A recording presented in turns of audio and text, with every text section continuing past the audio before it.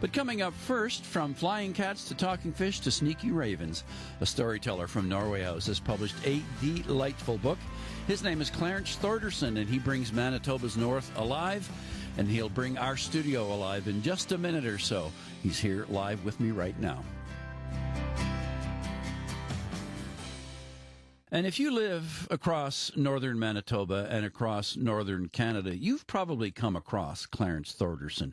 He grew up on Hecla Island and was a weatherman all across the north. He worked at the airport in Norway House. He's a bush pilot. He's always been a master storyteller, and now he's a writer. In fact, 2 books featuring Clarence are coming out later this month. A book of his stories and reminiscences called This and That will be launched at McNally Robinson in Winnipeg on Friday. And on Saturday at Nietzsche Commons on Main Street, a collection that Clarence is part of called Northern Writers Volume 5 will have its launch, and Clarence is here now. Great to meet you. Good morning, Terry. I love your stories. Well, thank you. You've got this amazing eye for detail and for incident. Where do your stories come from? Well, just from the family. The family told me to write some things about the past, and so I started. Your daughter gave you an empty book and said, fill it, right? That's right. Corlett gave me a book for Christmas and said, put some stories in there of the past. One of the first stories in the book is about a huge lightning strike that happened on Hecla when you were younger. Tell us a little bit about that and your superstitious Icelandic relatives. Well, of course, being Icelandic from the Icelandic community, there's a lot of superstition throughout the years, and my dad was very superstitious. When the lightning struck the church at Hecla, it knocked the bell down, and one of the superstitions they said was the ringer of the bell would die within a month of the bell falling down, and so that's where I got the story from. My dad did pass away before the month was over. Really? Yeah. But that lightning strike affected the whole community, right? It did. Your description of the houses around the church and such, it was really something. It did. It was. We just got our power up there, the high lines in and that. So I suppose things weren't as good as they are today, where lightning could strike a pole and not affect too much. But at the time, it struck the church and hit the cow and killed the cow and calf and struck the water. And knocked all the kids down and knocked them unconscious, right? It did, yeah. You described when power came to Hecla, you were walking home as a kid, and you see all these little stakes, along the road, and you think, these would be great to build something with. So you pulled them all out and took them home. Oh, I did, yeah. I took about a couple of miles of them home. And they had to put them all back in order to put the power in. I imagine they did, yeah. Now, your book seems to be crammed with bush planes of all varieties and in many different settings, landing, not landing, working, not working. What is it about planes that really caught you? Well, growing up at Hecla, they'd be always flying over, so I started to watch them and find out who the pilots were. Throughout the years, I met them, and working at the weather office, met pilots from all around the world, but a few stuck in my mind as the one that rescued my sister was from Riverton. Now, was that Garf or was that Harry? Harry Olafson, yeah. He rescued my sister from Loon Straits. But rescued her because why? What was the problem? Nosebleed. She had nosebleed, and it was spring breakup, and nobody could travel on the ice. So he risked his life flying in to pick her up. And he came on a float plane that landed on the ice? Is that right? He landed just on a little open water and managed to take off before that, before it closed in again. Yeah. And the doctor in Gimli, Dr. Rizeki, had to bring her into Winnipeg General Hospital, and he had to use a taxi. So they're going down number 8 highway in a taxi, and the RCMP are chasing the taxi for speeding, and he held out his black doctor bag. Out the window of the car? Yeah, and my sister's blood-soaked clothes, and goodness, really? The RCMP just directed them right into Winnipeg. He said they felt like royal dignitaries. And did things turn out okay for her? Yes. Now, I liked your little story about hopping around the north in PDJ, Papa Delta Juliet. Right. Who Papa Delta Juliet is? It was a little Piper Colt.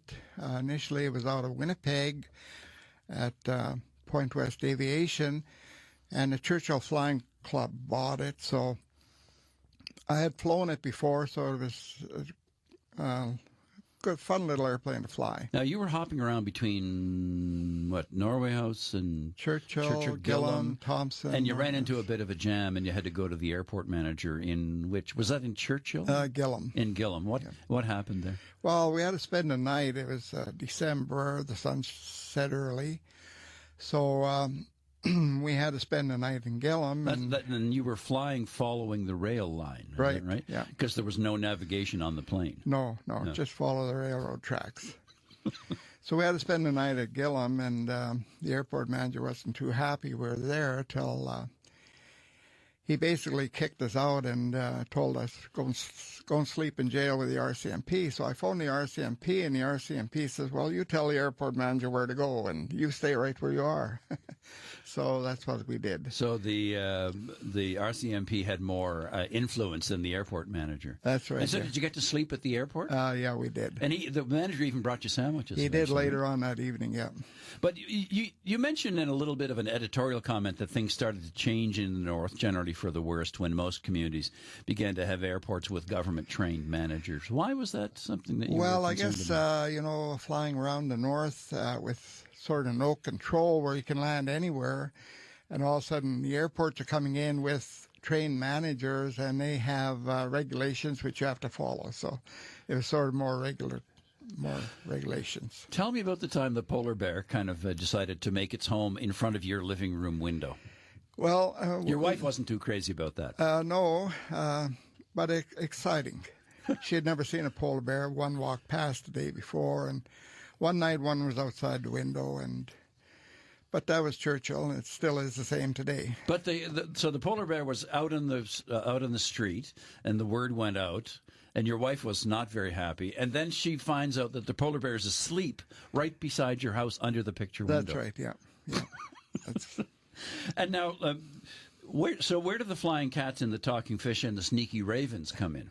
Well, the flying cat was, I just happened to scare the cat that was looking out the window, and he flew over my sister. He was quite scared. The raven, well, he was stealing eggs from a truck near the store in Norway House. So we were just watching him, and the talking fish is big mouth Billy Bass, which was out a few years back.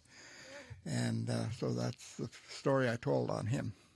So who was it that talked? Was it a fish or was it a human? The fish. The fish talked. The fish, yeah. What did the fish say, Billy Bass? He said, hello, my name is Big Mouth Billy Bass.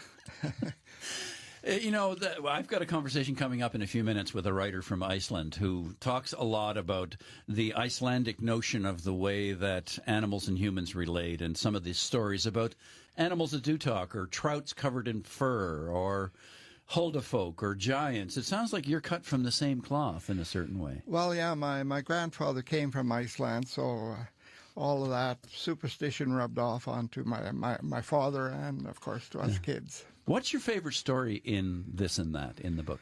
Well, I like the ones where we're flying the north in middle of December, and that's some hairy times, but you managed to. Did you ever have an unexpected landing, or like you flew a lot in some pretty bad weather sometimes too? Well, I guess the worst part was landing in Norway House when they just cut the bush out of cut the runway out of the bush, and it was all mud after raining for 2 weeks. So landing there, I stopped in like 10 feet in the mud, just put my tail wheel in, and it dragged along, and front wheels dropped down. I stopped. So you've brought a copy of your book in that we can give away. Yes. And I want to congratulate you on having 2 book launches this week. Yeah, thank you. So that's Clarence Thordarson. He's published, by the way, by a company from Norway House called Gold Rock Press. There at Box 1185 in Norway House. This and That will be launched at McNally Robinson on Friday. And on Saturday at Nietzsche Commons, a collection that Clarence is part of called Northern Writers Volume 5 will have its launch. So let's give this book away, and we'll give it to emailer number 10. And you can email us weekend@cbc.ca and put Clarence in the subject line. And Clarence, thanks a lot for coming in. Okay, and the cover was made by my granddaughter. It's her birthday today, Carrie, so Sweet. Happy birthday. Congratulations to you.